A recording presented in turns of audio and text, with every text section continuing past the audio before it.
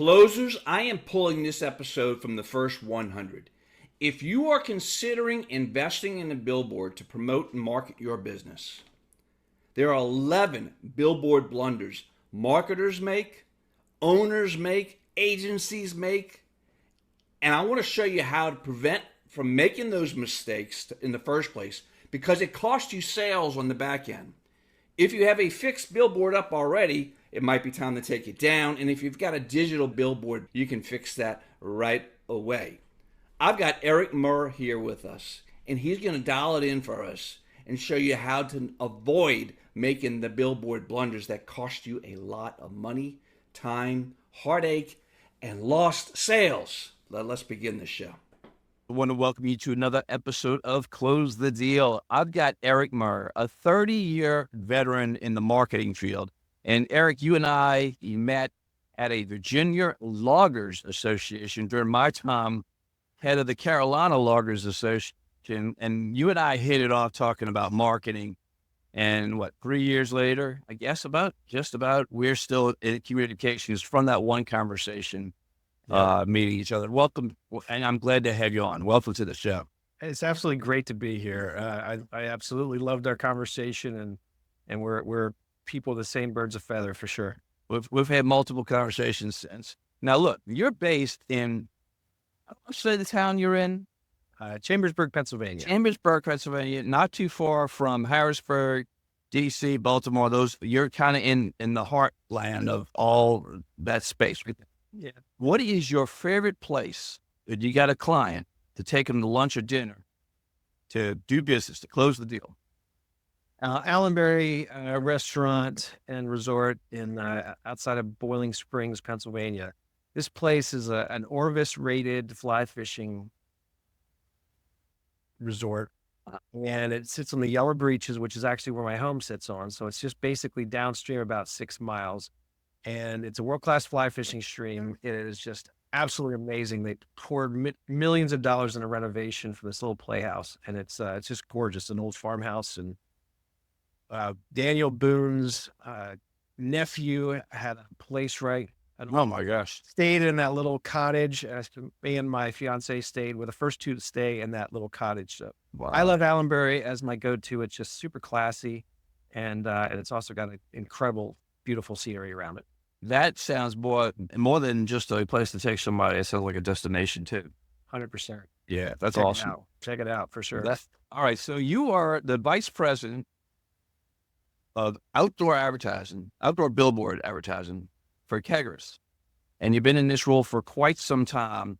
And you and I were just talking about billboards the other day. We started talking about all the mistakes that people make with billboard advertising. I always go by, I see a billboard, I go by and there's nothing that either does it or draw my attention to it, or they got way too many words that I have no idea or the message is just confusing.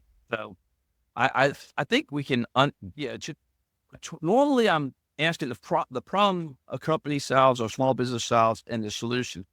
In this case, we're going to help the business owners to make sure when they spend money on a billboard, they're going to get hopefully they'll get a result from having a billboard, letting that tool work for them. So let's address the biggest mistakes you see happen in the landscape of billboards, because you see them from all different angles, and you've got a very unique approach to this because of your background and philosophy with your degree in philosophy. Let's talk about that, and then we'll start unpacking the mistakes that business owners can avoid.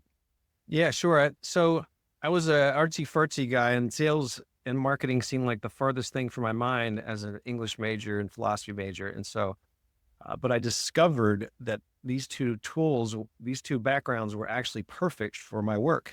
English gave me the ability to articulate the billboard value proposition. Mm-hmm. It was philosophy, the study of philosophy, that really, I think, challenged me to develop a mindset of exploring truth to the deepest level. And so you're peeling back layers of the curtain all the time, and you're pulling back fraud, and you're saying, that's irrelevant, or that's not quite accurate, or what about this situation? So as you start doing that process, you discover that there's a ton of layers of bullshit and you really get to the kernel of truth. And I think when it comes to trying to utilize billboards for businesses, they have so much they want to say, right? They're just excited. They're passionate about all that they do. They could talk for hours about their business. But the reality is the context of the billboard landscape is such that you have 5 seconds, man. So or gals. So you have 5 seconds to tell that story. And if you got 5 seconds, then you really have to distill your core value propositions, not only from the variety of ones that you have, but to the singular one, and then how you actually express it such that it connects with your audience in a super brief period of time. And I think that major has been absolutely critical to my work in helping advise clients. That's an art form, what you just described. And you know, if somebody has to go, a small business owner, the first time they walk into a networking meeting and they give them 1 minute to speak, their head explodes. It's the same thing. Yeah. They want to jam everything in their head onto that billboard, and it does not work. You got to learn how to decipher that message. In your case, to 5 seconds or less, because the faster the cars go, and the shorter that it's maybe 3 seconds or 2 seconds. Yeah. So let's unpack the mistakes the most common mistakes you see, and then how can they address each mistake as well. And we'll just go down the list of things, because these are vital for anybody considering billboard advertising. This is the show you need to be listening to for sure. All right, let's go through them. All right. Well, the first one's expect the unreasonable. And remember, we're framing the statements as these are mistakes. All right. So when you expect the unreasonable, you're forgetting how human beings actually operate. With 5 seconds, how much can you actually digest? Practice reading it. So if you're thinking about doing a billboard, you should read it out loud. You should time yourself, and then you should certainly think about whether it's possible to do that. And I think the trade-off with billboards is massive visibility, super impact, high reach and frequency, low cost. So it's got so many wonderful components to it, but it can only do so much. It is a very blunt tool instrument. Despite its grandeur, it is actually extremely blunt tool. And I would argue it's like your automatic nail gun in your tool bag and your media tool bag. Like that's the metaphor I use. Not a router. It's not a saw. It's not going to perform sophisticated tasks. It's going to perform a very blunt instrument type of task. But like the automatic nail gun, boy, if you're framing a house, man, and a foundational effort to inform people about a single value proposition, you can't pick a more valuable, efficient tool than the billboard. So don't expect the unreasonable, and see it for its limitations, and then use it appropriately so you can choose the right message that has the broadest relevance to the broadest number of people, instead of trying to do all things to all people, because it won't happen. Yeah, I agree. And I think, I know there are multiple use cases for billboards. One I can think of was definitely a blunt instrument is exit now. Yes, for sure. That's a great one. That's work. The name of the business, and exit now, 1 mile down the road, 500 yards down the road, whatever it is. That's a powerful message. All right. What's the next one? Ignore your online reality. Okay. So billboards, being a blunt tool instrument, typically inspire search. They get you noticed. And then what's the natural, like who pulls over to the side of the road? When's the last time you've pulled over to the side of the road, written down a phone number or written down a URL? You don't do it. What do you do later though? You're inspired. You're like, that's interesting. Or you're curious. You wait for the timing such that you're actually going to do the research. And like everybody does, we go online to search. So when you're going online to search, what happens when you don't rank? So if you're promoting search, and I use the example of the mom and pop lawn care places that have like the new Z-turn mower. If they're promoting the lion's share of that billboard for the Z-turn mower, and then you go online, when you search for the Toro Z-turn mower near me, who's showing up? Lowe's, Home Depot. Like, have you prepared yourself for what the natural consequence is of an inspired search? And if you haven't addressed that and have an intelligent strategy paired with your out of home, then you're going to miss massive opportunities. Yeah, I agree with that. We need to come back to it, because I know that's a specialty of y'all's that you all do with the digital. Indeed. Pairing the two. So I want to make sure we come back to that. Okay. All right. The next one, assume people care. Huh? Is that the next one? That's I got correct. you, and you emailed me this list, so I'm kind of going along with Yeah. you. Okay. 100%. Yeah. Take the thunder as you wish. Yeah. Assuming people care means that we're not buoyed up by editorial content. Billboards exist as pure advertising. They are on the side of the road, a static message typically, and whether you read it or not has everything to do with whether the billboard has done its job in getting noticed. And so as you clutter it up, put in more information, it's not just that the message itself has to be understandable in 5 seconds. It has to draw your eye. So remember that you are not in your customers did not get in the road to go tour billboards. They got in the road to go pick up their dry cleaning, take Joey to soccer practice, to go to school. They're not out there touring billboards. So if you really want to be smart, start with the assumption that nobody even cares. So so definitely get right with strong impacts and messaging that will invoke curiosity or be impossible to miss. Yeah, and I think these other elements we're going to bring in will address that issue for sure. What's the next one? Next one's forget that advertising is amplification. And what I mean by that is that advertising is what you do after you've identified an actual strong core value proposition that's been valued by the marketplace. Advertising is not a Hail Mary. It cannot fix broken brands. It cannot fix one-star review restaurants. So you've got to get the service model correct first. You really have to get the business experience, the consumer user experience down so that they feel good about it. Because as you advertise and you're not ready to serve that customer base, it's putting the cart before the horse. I mean, the first and foremost, get rid of the cockroaches or take out the 3-foot weeds on the front of it. I've talked as many people out of advertising, billboard advertising, as I have about sold them, because there's so many businesses that have stopped doing what they need to do first and foremost to ensure that their user experiences are fantastic. But then when you get that right, turn to billboards, because if you want to amplify great stories, we take great brands and really amplify the Otherwise you're driving people to a business. They get drive up and say, this is ratty, and then just drive right off, and you've wasted a bunch of money. 100%. Yeah, that makes sense. What's the next one? People thinking features and not benefits. I mean, the air conditioner comes to mind that you put in your window, and we're not buying the XJ2000 because it has those alloy back ends, or it's got it's separated by coils of 2 inches versus what.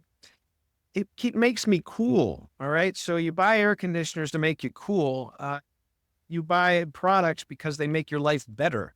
So when you frame and make strong messaging, it ain't about what you care about. It's what your customers care about and how their lives are improved by that message. That doesn't always work when you have one choice in 5 seconds. Sometimes promoting your logo really makes a lot of sense because it builds trust and it improves your conversions. Sometimes it makes a lot of sense that, like you said, to say turn right at light. You don't need to overthink it. But if you're actually building a brand and you're trying to tell a story in the part of the marketing funnel where billboards serve the goal of persuading you, then think about how it makes your life better. Okay, that makes a lot of sense. And that goes back to the core of what an entrepreneur does. They solve a problem. Yes. So if somebody's hot, they want to be cool. Yeah, exactly right. Or somebody's cold, they want to be warm. So it's tough. You might need to change the billboard out in the middle of between seasons. Yeah, and it's not so much even in the messaging, because typically you can really overthink this and worry about trying to describe something that's too hard to describe on a billboard. You may want to use other media tools for that, but your billboard is really about, more than anything, thinking about messaging that's relevant to the consumer. So the fact that you've been open since 1995, or that you're open 9 to 5, the whole 9 yards, like that's not the place for out of home. Obviously, it's there to say, what matters most to me. Are you half price than the other competitor? Are you closer? Are you better? Do you have the new Tickle Me Elmo? What do you have that I really want? that I care about because in a short period of time, we got to be focused on the things that really matter. That makes sense. All right. The next one is, this is a good one, I think. This is a really powerful one. You want me to read it? I'll take Yeah, this. go ahead. Being driven by personal aesthetics and ego, not the science of color and contrast or audience-focused content. Yeah. I mean, ego sells a lot of billboards. I got to be honest with you.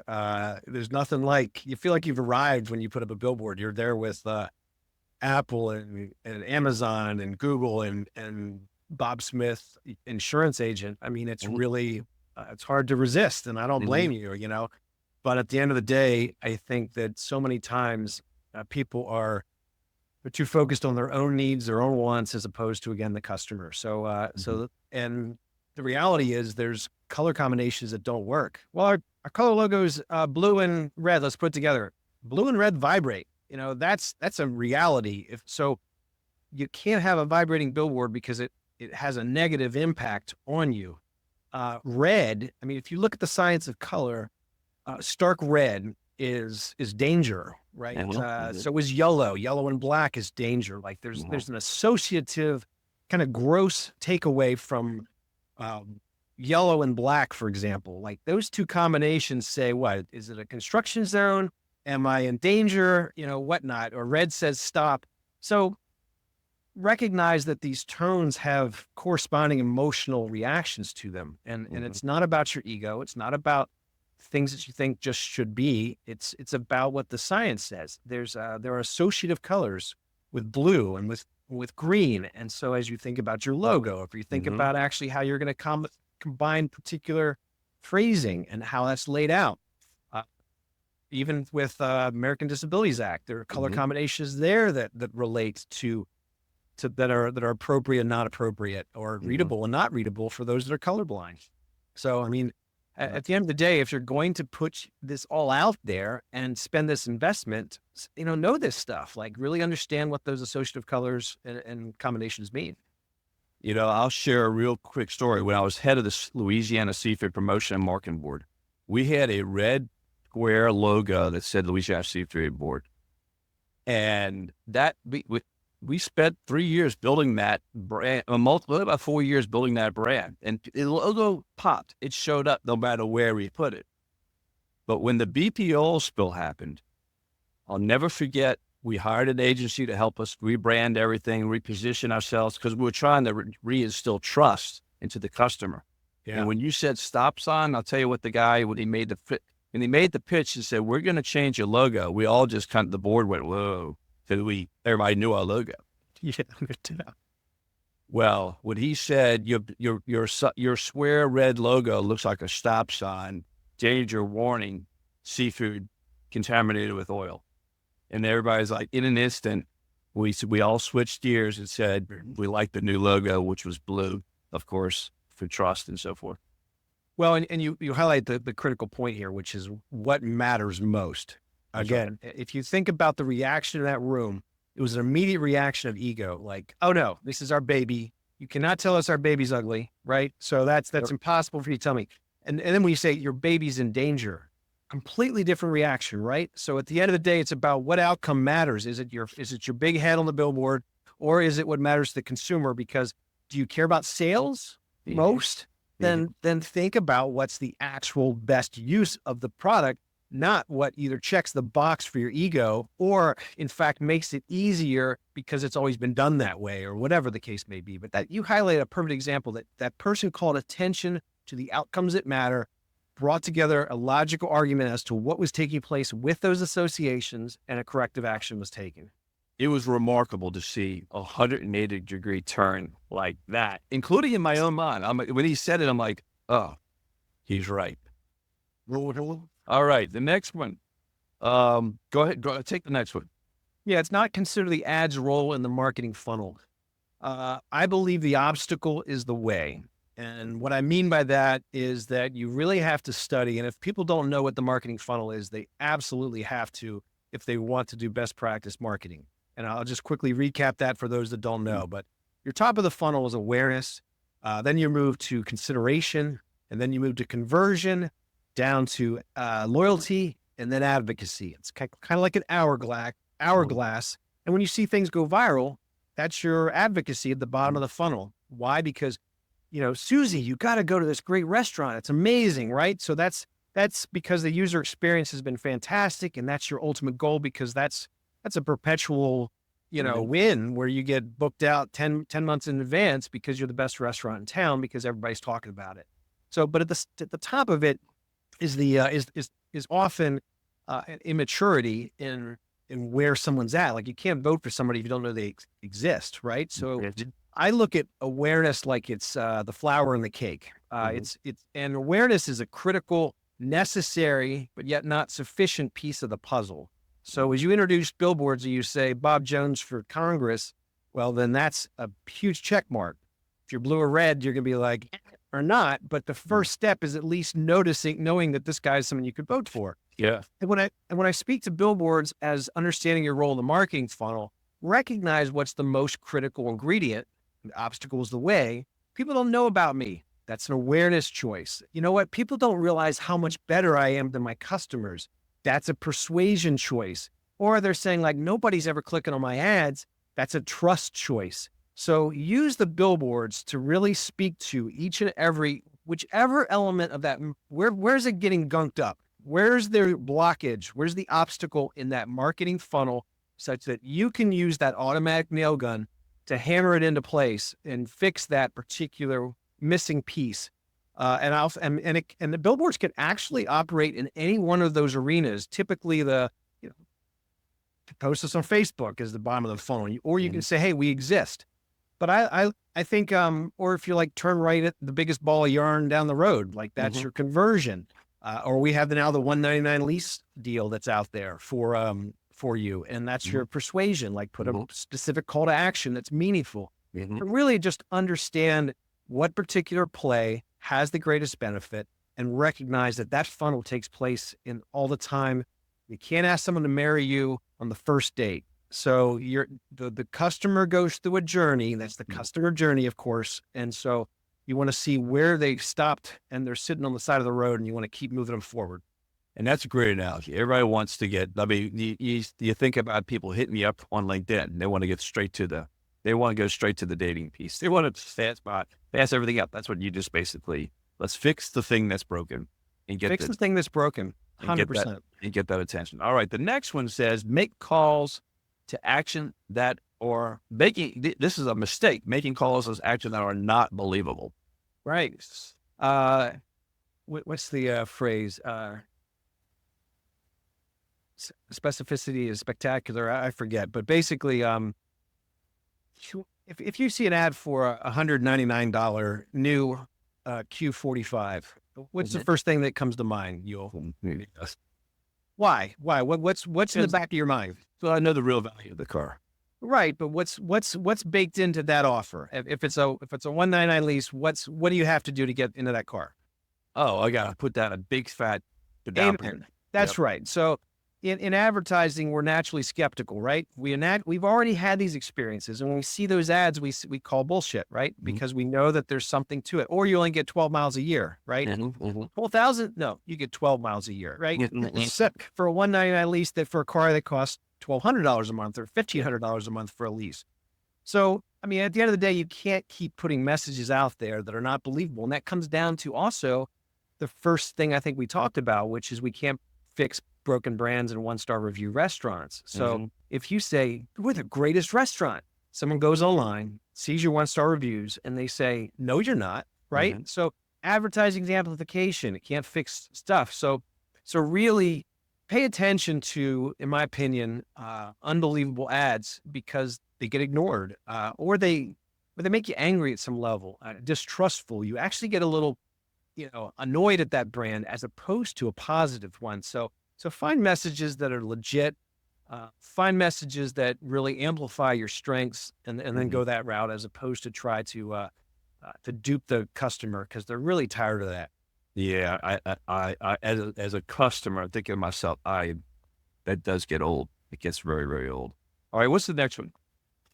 Fear to be great on stage, and I have to give some credit to my colleague Wes Frick, who owns billboarddesign.com. He's a a passionate billboard designer, and we've had a couple conversations. I really like this guy. He's an up and coming person in the industry and really making some waves. But he fear to be great on stage is actually his statement, and I think that's not going for it. Like, and in your world, you're working with entrepreneurs, man. I have the greatest esteem and the highest regard for entrepreneurs that put their lives on the line, who are fixing broken boilers at 3 a.m. and they're stepping in at the counter for Susie who called off sick.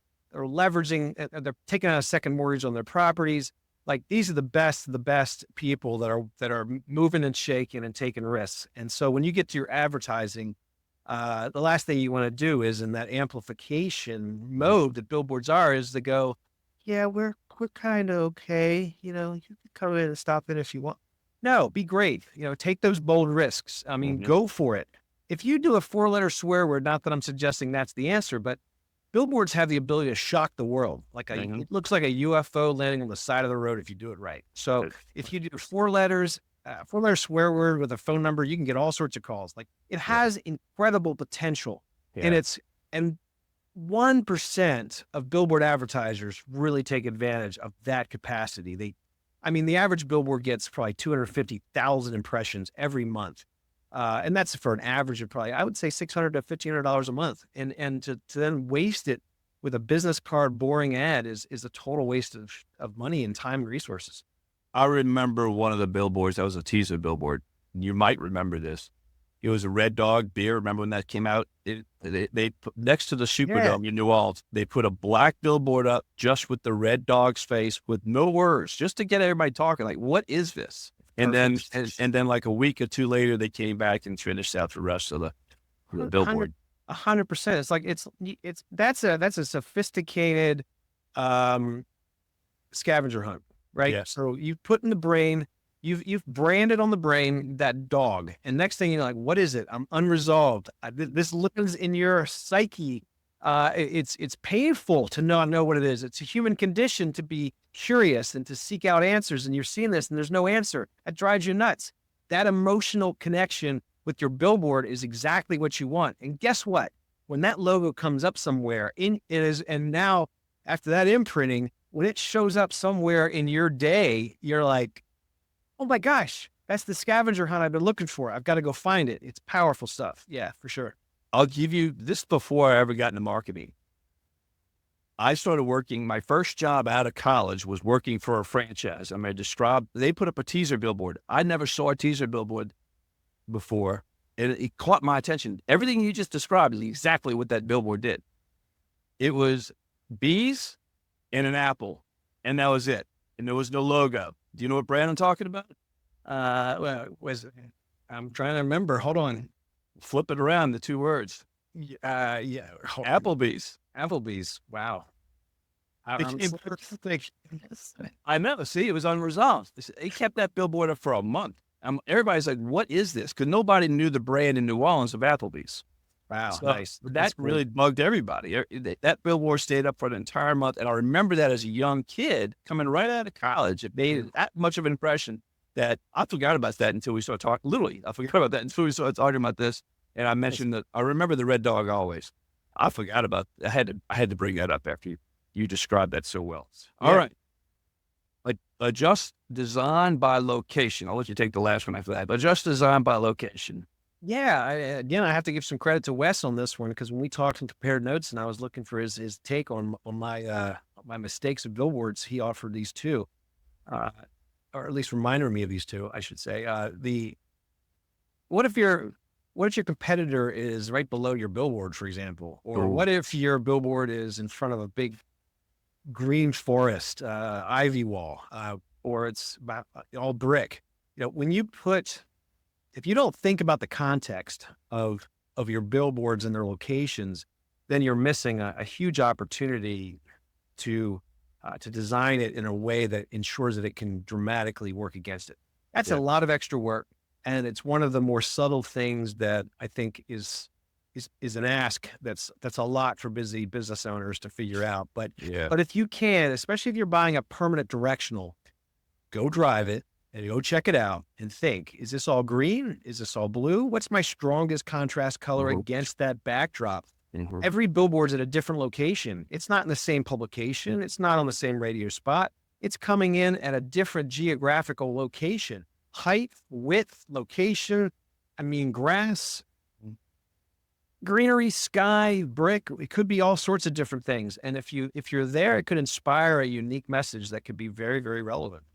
Yeah, and you know, I wish I could think of a specific example, but almost the opposite is true too. What can be used from the environment that the billboard could blend in and share the message, where it becomes a larger message? The background becomes part of the message. And I've seen those. I can't think of one specifically off the top of my head, but they're out there, and that's really smart too. 100%. Yeah, there's a couple of great examples floating around in the world, and I'm drawing a blank myself. I know. But there are definitely some ones where they've taken the context and designed the billboard entirely around that exclusively, and chosen locations around it, like especially competitors. I've seen some really dramatic competitors. There's also some cool stuff where, like right in front of a stadium, I've seen some billboards, especially like back in the Olympics. Nike took over around the I guess it's the Coliseum, but there was someone throwing I guess for the Raiders football, like there was a person throwing, a quarterback throwing, and then on the other side of the road, there was the receiver catching. Oh, that's cool. So that's really cool. Like, and I remember one up at the Poconos for Dunkelbergers, there one come to mind where a fisherman was casting a fish. On the other side of the road was the fish being caught. So like you're driving up, and I mean, what an amazing way to combine geography with the power of out of home, and take and leverage a passion of people and say, well, you caught the biggest fish across the road. And how awesome is that? Like, it's so memorable. And in that sense, you think about that versus the next billboard that's a business card. How dramatically different is that? I've heard that creative can make the difference. I'm hundreds of percentages of difference in output in terms of the quality of the creative and the execution versus, say, just the actual value proposition that's embedded in the decision. And it can have legacy too when it's really that good. Think about the cows, with Chick-fil-A. I mean, when they first put the cow on the billboard, people were like, what in the world? It probably, I mean, it gets attention to this day. 100%. In fact, sequences are also another thing. Just I talked about the board across the road, but I think we all know south of the border. I think most of us older folks know Burma Shave. Yep. Like when you actually do sequential ads, they become incredibly memorable. Not everybody owns as much land as Pedro does, but pull that off because that would cost a small fortune today. But you get the point, which is that if you really are a little bit more thoughtful about how to be creative, you really leverage the opportunity in dramatic ways. And like you said, we did programs with clients, and I've heard clients tell me over and over again who ran programs for a while, you can have that billboard up. I just saw it. Like I ended that billboard program 4 years ago. Yeah. Are you kidding me? And quick aside, in a rotation, I have a client of mine who's a realtor. He's one of the more successful commercial realtors who does a billboard. He rotates one sign. He rotates and he moves every 2 months to different locations in Chambersburg, PA. Mm-hmm. And he has people tell me, how many billboards do you have? Like, it's like the activity and the movement makes people think that he has like a dozen billboards. He says, I have one. He's like, no way, you don't have one. Like, he knows it. Smart. It's one over a longer period of time that he's might have been on 30 different locations. So, yeah. And you mentioned south of the border, people on the Gulf Coast may not be familiar with that. People on the West Coast may not be familiar with that. South of the border is probably listed as one of the top 10 tackiest places, I think, in the United States. And it's so big. It's got 2 interstate exits for it that were put in by legislation to create these exits because it became such a big deal way back in the heyday of driving. Wow, I didn't know that. Yeah. And the first time I drove from New Orleans all the way to Pennsylvania, I started seeing the billboards. I literally started counting them because I knew about my wife's from the Carolinas. So she is from that town. So I knew all about the history and everything. So I started counting the billboards. It was hundreds. I mean, from when you go south to north to all the way to Pennsylvania, there were billboards for that thing way back. Yeah, it was crazy. They absolutely dominated that stretch of I-95, which is staggering. Most businesses can't do that. Most businesses, but it drives home the point though to everything you say. What's the last thing? Trust without verifying, but I do want to make at least one more point after we're done here. The trust without verifying means with the grace and sincerity, I have made recommendations to clients that I thought billboards were the greatest. And a recent one actually came to mind where I'm partial to roadside reads, and I've always thought that clients would assume a roadside read would be better. Mhm. And there is this unit down in New Jersey, and it was a roadside read versus an opposite. We have a board that has both sides, Mhm. and the client mistakenly thought I was talking about the cross read, Mhm.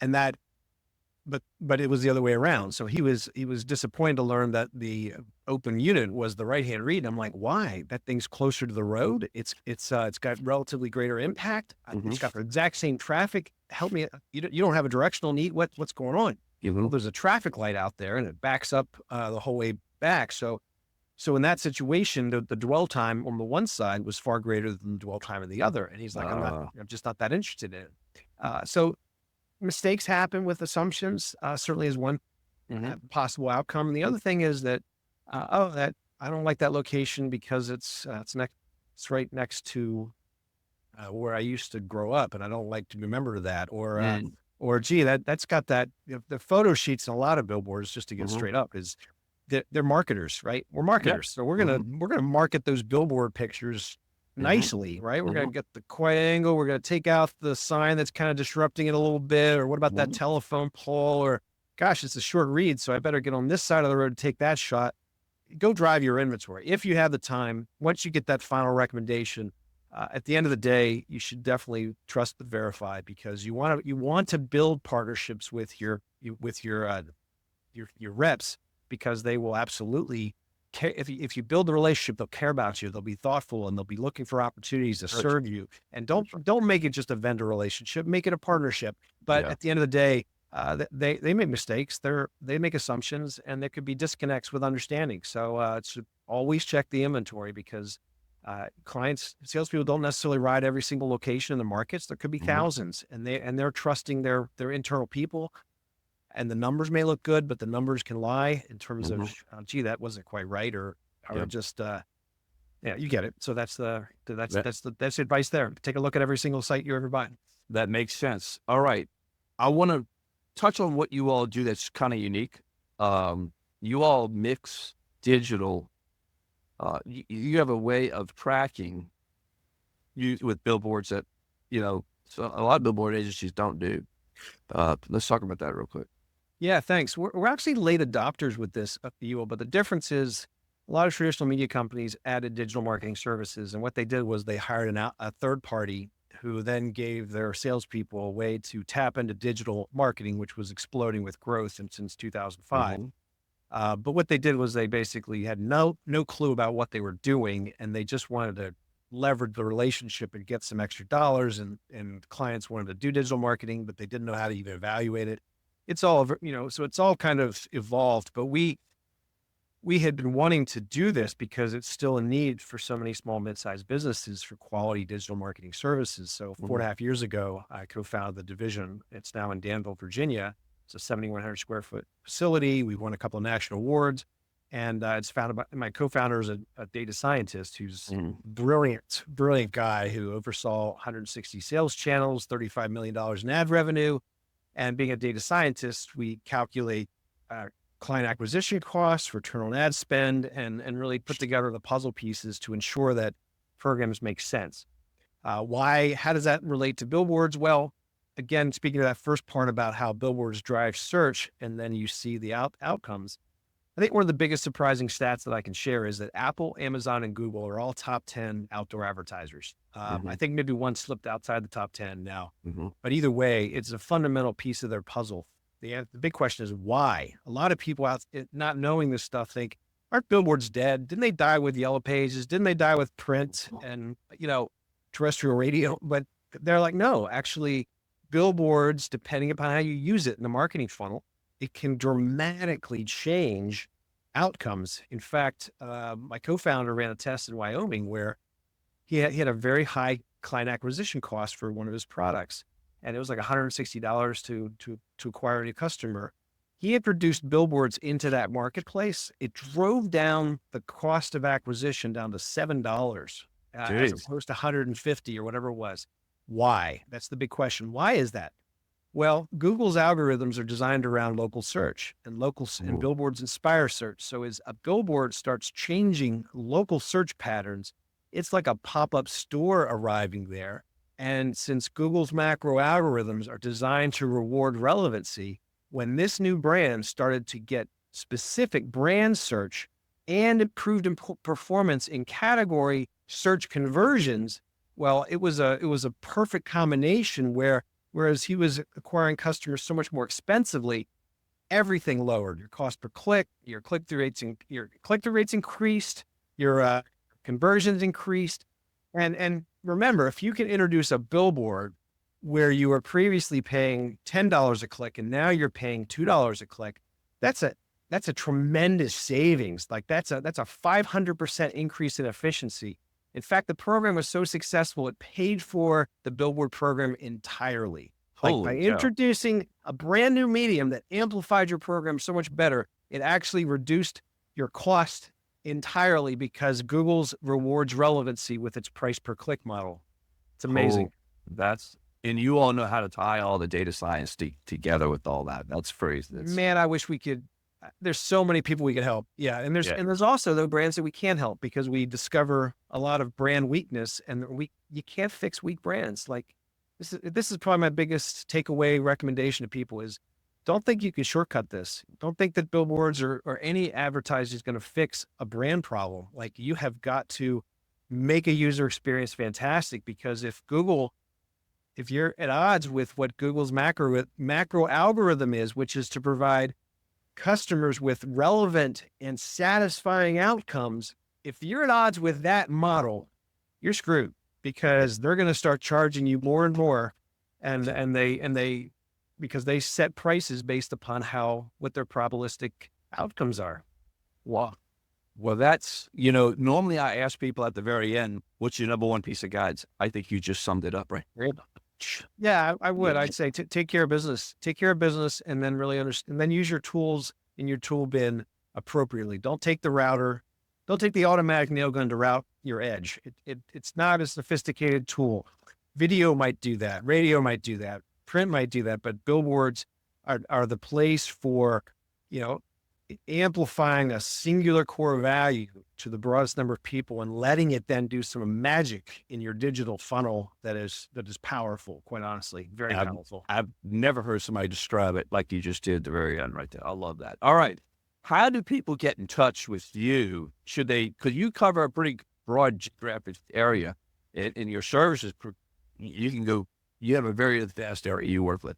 How do people get in touch with you? What's the best website address? Thank you so much for that opportunity, Ewell. First and foremost, you can find me on LinkedIn. You can also, and I'm an open networker. Send me a connection. I'll be glad to do it. My email is emurr@kegerreis.com, KEGRREIS.com. I'll be responsive to any outreach to anybody, and I do not. It's always permission-based selling with me. So I treat people the way I want to be treated. Everyone likes to buy. No one likes to be sold to, right? Yep. So I'm not going to be selling you. I'm going to be looking to help you. And if I'm the right solution, great. If I'm not, then I will try to find somebody in my network that can help you out. All right, folks, visit closethedeal.com. I'm going to have Eric's page on our site. I'll have those links as well there for you, Eric, and for the people to find it. Thank you so much. I thank you for your time. I love your passion for what you do. It ties all the way back to that philosophy. Yeah. Thank you so much, Ewell. All right, take care. Thank you. And that is a wrap with Eric. And what he just laid out with you, if you're considering a billboard, go back through that list. Go back and listen to it again. It could save you a lot of money, and it could also make a dramatic difference in the outcome of what you do and the results that you get. Folks, I want to thank you for being part of our community. This is all about to help people, educate people on business, especially small business, help them grow their businesses. If that's you, I'm glad you're here, and I want to thank you for being here. Please like, subscribe, ring the bell, all those things. And for those of you considering going into a business is not easy. I wrote a book called Your First Franchise Roadmap to help ease that path, because when you look at a franchise, the playbook, the handbook for the business is given to you to start the business and takes out all the risk and speeds up the speed to business getting going. So I want to thank you again for being here. Check out Your First Franchise Roadmap. Hey, I'm going to gift you a copy. Just visit yourfirstfranchise.com. Yourfirstfranchise.com. I'm going to gift you a copy. And if you decide to want a paperback copy of it, go to Amazon, and just know this: 100% of the profits are going to go to Make-A-Wish. So I thank you for that. And all of those of you who have been with me for a little while, you know the drill. And for you, those of you who are new, make today a great day. Bye-bye.